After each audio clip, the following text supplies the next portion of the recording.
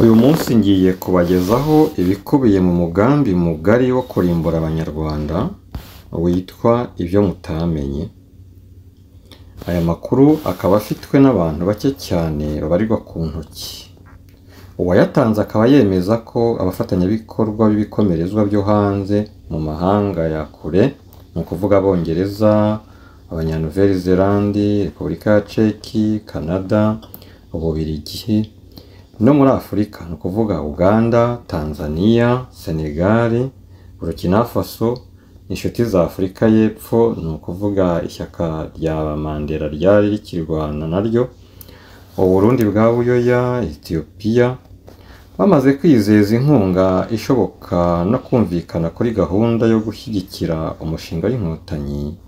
Ikindi cyagombaga kwitabwaho ari gahunda yihariye Museveni n'abantu be Rwigema n'inkotanyi na NRA bagombaga kugeraho mu kwigarurira u Rwanda no kurukomeza ubuziraherezo, n'iyo ababafashije bazabavaho. Si u Rwanda gusa, ni akarere kose. Dore ibyo watanze aya makuru yise ingingo yapfa kuvuga z'uko byari byarateguwe cyangwa se byategurwaga n'abacurabwenge bateguraga kurandura Habyarimana. Icya mbere Abanyarwanda bari mu Rwanda bagomba kwicwa bose kugeza ku rugero rutuma abasigaye batakaza umutima n'ubwenge by'abantu, bagasigara ari ibisenzegeri byakutse umutima bizajya bikoreshwa nk'uko ibimasa bikoreshwa mu murima. Icya mbere byanze bikunze umubare w'abahutu ugomba kugabanywa mu gihe gito gishoboka, ni ukuvuga hagati y'imyaka 5 n'10, bikaba bimaze kugerwaho bikunze, kugeza ubwo bazaba babarirwa hagati ya 45 na 55%. Kubageza munsi ya 50% nizo nzozi. Icya mbere Abatutsi bo mu gihugu bazarokoka gahunda itegurwa ndetse n'abatwa bagomba kwicwa bose, byashoboka ntihasigare n'umwe, bishoboye haba mu butunzi byashoboka ntihasigare n'umwe wishoboye haba mu butunzi cyangwa mu bitekerezo. Ibi bizatuma amateka y'intambara yacu azavugwa uko dushaka. Icya mbere umubare w'abahutu nukomeza kutagera munsi ya 50, hagashira imyaka igera kuri 15 cyangwa 20, haziyambazwa no gukora ibishoboka byose tukarunda mu Rwanda n'abanyamahanga benshi badahuje imico, kugeza ubwo ku mubare rusange abahutu bazaba batakiri 50%. Abazavanwa mu mahanga ntibazatubangamira kuko nta gihugu bazaba bafite ku mutima. Uko biteganya kugerwaho: kurindagiza Abanyarwanda, abaturage n'abategetsi, gukora ibishoboka byose urwango ruri hagati y'Abakiga n'Abanyenduga tukarubyaza akajagari kazatuma buri wese yifuza kuba hamwe natwe, kugira ngo asenye undi nibishoboka amwihimureho amuhitane. Gukora ibishoboka byose urwango Abahutu bafitiye Abatutsi rukazamuka kugera ku rugero rushimishije, batazi icyo babangira. Nubwo bigoye kuko hari Abahutu benshi badafite urwango ku Batutsi, hagomba gukoreshwa amayeri menshi bikagerwaho. Ikibazo ni uko bishobora kuzafata igihe kirekire cyane gikabije, kuko Abahutu benshi ubona nta rwango rwo mu mizi bafitiye Abatutsi babana. Nta mwanya wo guta rero, ni ukwiyambaza uburiganya bushoboka bwose. Umuhutu uzemera kwinjira mu mugambi wo gukora ibishoboka byose ngo urwango rw'Abahutu ku Batutsi bo mu gihugu rukure kandi rugere ku bukana nk'ubwo ikibyimba cya kanseri kigeraho cyisaza kigaturika kigakwira no mu bindi bice byose by'umubiri, uwo muhutu azizezwa ingororano n'abakurambere be batigeze barota no mu nzozi. Kandi ukureshya Abahutu kugomba kugendana no kubumvisha ko umugambi wacu wo gufata igihugu ari ntakuka ko warangiye, ndetse n'ibihangange ku isi bibushyigikiye, bityo umutima wabo ukuzura ubwoba butagira urugero bakadupfukamira bazi ko bariho bihakirwa. Ni ukumvisha ko ari abanyantege nke bo kurengerwa, kuko baramutse bamenye ko ingufu zibarimo tutazisukira, ibyacu byaba birangiye. Ibi bigomba kuzagendana n'amagambo aryohereye n'ibyiza twifuza kuzageza ku gihugu, twagira Imana bakabyemera maze bakadukurikira buhumyi.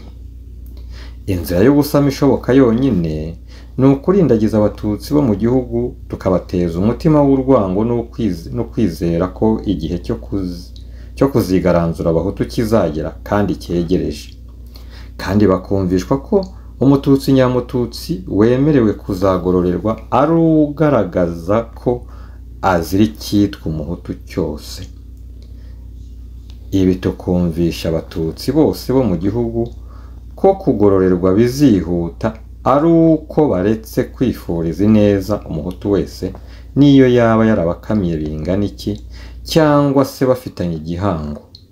Tuzigisha ko kugambanira abahutu ari ubutwari, bikaba ubutwari bw'indashyikirwa iyo umuhutu urindagijwe cyangwa ugambaniwe ari uw'urushako, ni ukuvuga épouse, fiancé, cyangwa uw'igihango, ni ukuvuga abanywanye, ababanzwe hamwe, ababyaranye abana muri batisimu, abahanye inka cyangwa abageni. Abatutsi bakizezwa ko umututsi uzabasha ibi wese azagororerwa birenze, igihe ubwami bw'abatutsi buzaba buganje. Icyitonderwa: abazanga cyangwa abo bizagaragaraho ko badashishikajwe no kwitabira iririndagizwa n'urwango, cyangwa abo bizagaragaraho ko ubwenge bwabo bwaketse umugambi, bagomba gushyirwa ku rutonde rwo kwicwa igihe byashobokera cyose, baba abatutsi cyangwa se abahutu. Nta mpuhwe na nke bagiriwe kandi nta gitangira. Abatutsi bizagaragaraho ko gucika ku kubana neza n'abahutu bitabashishikaje, abo bazangwa ndetse bafatwe nk'abahutu babi bo gukuburanwa n'abandi bahutu. Bikaba byaruta banaranduranywe n'imizi, ahubwo mbere y'uko n'abahutu nyabahutu barimburwa. B. Gucengeza mu batutsi ko hari amabanga y'intambara igiye kuzava mu Buganda bahishuriwe, kandi bagomba kubika kure no kubwirana hagati mu batutsi gusa, nta muhutu bavunguriyeho, ndetse ko n'umututsi cyangwa umututsikazi w'umuhinzi cyangwa w'umuboyi n'umuyaya cyangwa w'umukarani ngufu agomba kubonwa nk'umwizerwa n'umusangirangendo wakongorerwa kuri ayo mabanga, kandi ko buri wese agomba kumenya ko nta muhutu wakwizerwa ngo ayabwirwe. Bityo abatutsi bose bazatangira kwiyumva nk'abarwanira kuzaba ibihangange by'ubwoko bwabo igihe buzafatira igihugu, kandi ko icyo gihe abahutu bazashyirwa hasi. Ibi abatutsi nibabyemera bizatuma abatutsi batangira kwikanga abahutu no kutabisanzuraho, ndetse bizatuma n'abahutu batangira kubishisha, ku buryo umuhutu uzongorerwa ko kwizera no gukunda umututsi ari ubucucu atazazuyaza mu kwemera. Tuzanyanyagiza abagore n'abagabo bo kubibongorera no kubigarurira, maze urwango ku batutsi turukuze. Abatutsi n'abahutu bo mu Rwanda tuzabagira ibicucu bose, tubateranye mu buryo bushoboka bwose. Ntibagomba kumenya ko bose twabashyize mu gatebo kamwe, kandi ko kubakuraho nk'umwanda nta kigomba kubihagarika.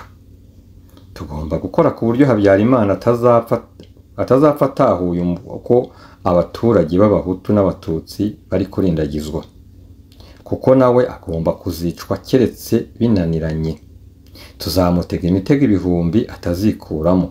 Tuzakwirakwiza intasi mu gihugu cyose, kuko izimaze imyaka zidukorera zitagihagije, ni nkeya.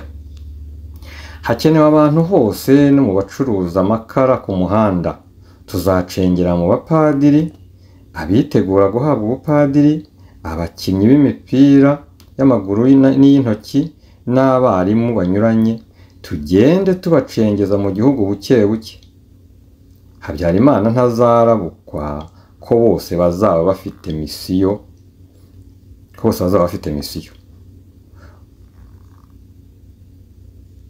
mu bakangurambaga b'ubuzima, abo mu buhinzi, ba moniteragiri, abaveterineri, abacunga amazu y'amacumbi, abanyeshuri n'abandi. Tuzongera abasabirizi ku mihanda no ku makanisa no mu masoko, nta uzakeka ko badukorera. Tuzakorera cyane by'umwihariko mu badozi b'imyenda n'abadozi bato n'abakimyozi, kuko aba bizerwa n'abakiriya babo cyane, bakaba baduha amakuru menshi cyane. Abadozi bazatubera ishingiro ryo gutara amakuru rikomeye. N'abadodera ku masoko no ku mihanda no mu mazu nibo tuzakoreramo cyane, kuko bo kubakeka biragoye. Abahoma amasafuriya n'abakora imitaka yapfuye tuzabuzuzamo.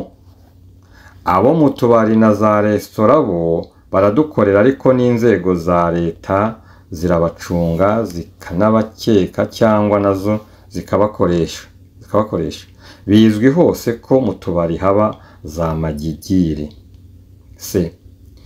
Ukwizimuha ko abatutsi bose baziranye ku mugambi w'ibanga wo kuzarimbura abahutu, mu gihe abahutu baba bakoze ikosa ryo kureka abatutsi bo mu buhunzi bagafata ubutegetsi. Ibi bikagendana n'inyigisho igomba gutsindagirwa cyane cyane mu mitwe y'abahutu b'abategetsi n'abasirikari bo ku nzego zose, ko abatutsi ari abantu bakundana cyane, ku buryo kubakangisha ko ababo bakwicwa cyangwa kubicamo bake byatuma bareka intambara n'iyo baba bayiteje.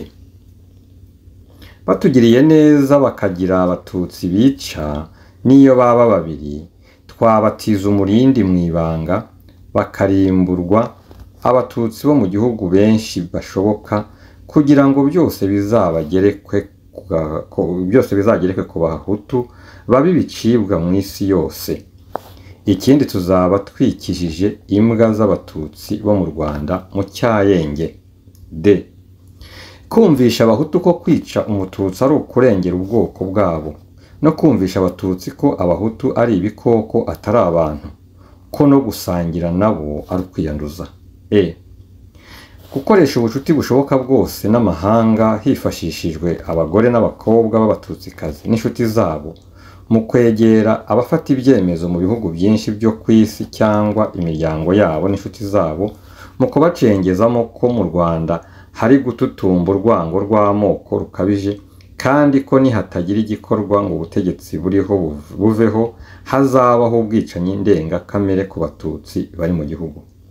Muri uyu mugambi hazifashishwa n'abarimu bo mu mashuri yo mu bihugu byo hanze, abari mu mirimo mpuzamahanga, ndetse n'abahawe amahirwe na leta y'u Rwanda bakajya mu mirimo n'amashuri hanze, bapfa kuba ari abatutsi gusa. Uzagaragaraho ubunyangamugayo n'umutima wo gutinya guhemuka, uwo nguwo azashyirwa ku rutonde rwo kwicwa, we n'abamushyigikiye, kabone n'iyo baba abanyamahanga. Abatutsikazi bo mu buhunzi bagomba gushaka uko bazajya bajya mu gihugu, kandi ntibazuyaze mu kwemerera abari mu nzego, mu butegetsi no mu gisirikari, baba abo hasi cyangwa se abo hejuru, umubano n'ibindi bakwifuza byose. Bagomba kumenya ko umugambi ari ukubasindisha ibisindisha byose nk'umubiri n'amayoga, no kubatekera amafunguro ateye ipfa uko bishobotse. Gukoresha umubiri n'ubwiza mu kurindagiza abahutu n'abanyamahanga bigomba gufatwa nk'igikorwa cy'ubutwari. Igikuru kikaba kubashora mu mugambi batazi.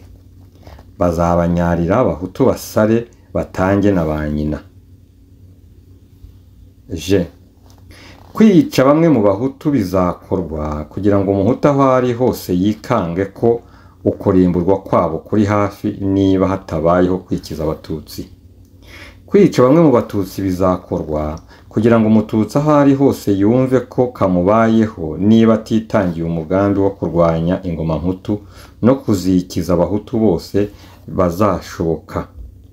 Hagati aho abatutsikazi n'abagabo b'abatutsi bari ku isiri bazaba birara mu bagabo n'abagore bo mu bihugu byo hanze, abategetsi, abanyamakuru bo mu miryango itegamiye kuri leta, babasindisha igitsina n'inkuru ziryoshye ku buryo mu mitwe yabo hazinjiramo ugushyigikira umugambi batazi. Ngayo nguko rero, ako niko kabamfasha nimero ya 3 mbagejejeho, kandi biracyaza, ibisigaye ubwo nzabibabwira mu minsi iri imbere.